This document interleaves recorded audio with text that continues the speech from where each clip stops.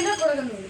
September 2025 ಅಂತ್ಯದ ವೇಳೆಗೆ Karnataka high court ವಿವಾದಾತ್ಮಕ ಸಾಮಾಜಿಕ ಆರ್ಥಿಕ ಸಮೀಕ್ಷೆ ಮುಂದುವರಿಸಲು ರಾಜ್ಯ ಸರ್ಕಾರಕ್ಕೆ ಅನುಮತಿ ನೀಡಿದೆ.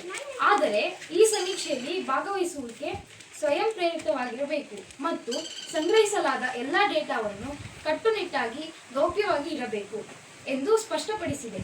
ಸಮೀಕ್ಷೆಯು ಸೆಪ್ಟೆಂಬರ್ 22ರಿಂದ ಪ್ರಾರಂಭವಾಗಿದೆ. ಬನ್ನಿ ನಾವು ಈಗ ಇದರ ಕುರಿತು ಒಂದು ಕಿರು ಜಾಗೃತಿಕ ನಾಟಕವನ್ನು ನೋಡೋಣ.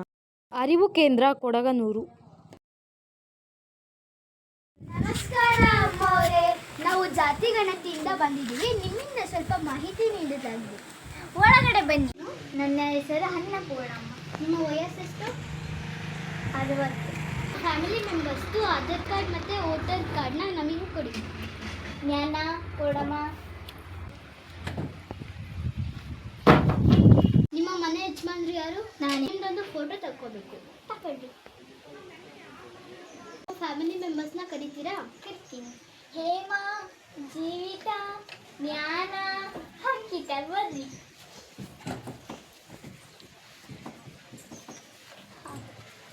ಒಬ್ಬರೊಬ್ಬರದಾಗೆ ಹೆಸರು ಹೇಳಿ. ಇವಳ ಹೆಸರು ಜ್ಞಾನೇಶ್ವರಿ, ಇವಳ ಹೆಸರು ಜೀವಿತ, ಇವಳ ಹೆಸರು ಹೇಮ, ಇವಳ ಹೆಸರು ಅಂಕಿತ. ವಯಸ್ಸಿರಿ ಇವಳಿಗೆ 7 ವರ್ಷ, ಇವಳಿಗೆ 13 ವರ್ಷ, ಇವಳಿಗೆ 10 ವರ್ಷ, ಇವಳಿಗೆ 11. ಅನ್ಪೂರ್ಣಮ್ಮ, ನೀವು ಯಾವ್ದಾದ್ರು ಸರ್ಕಾರದಿಂದ ಸೌಲಭ್ಯ ತಗೊಂಡಿದ್ದೀರಾ? ಹಾಂ, ತಗೊಂಡಿನಮ್ಮ.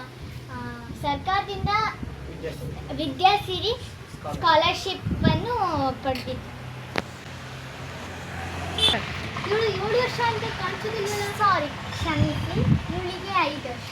ಈ ಸಮೀಕ್ಷೆಗೆ ಬಂದ ಶಿಕ್ಷಕರಿಗೆ ಯಾವುದೇ ತಪ್ಪು ಮಾಹಿತಿ ನೀಡದೆ ಸಹಕರಿಸಿ ಜಾತಿ ಸಮೀಕ್ಷೆಯನ್ನು ಯಶಸ್ವಿಗೊಳಿಸೋಣ ಹಾಗೂ ದೇಶದ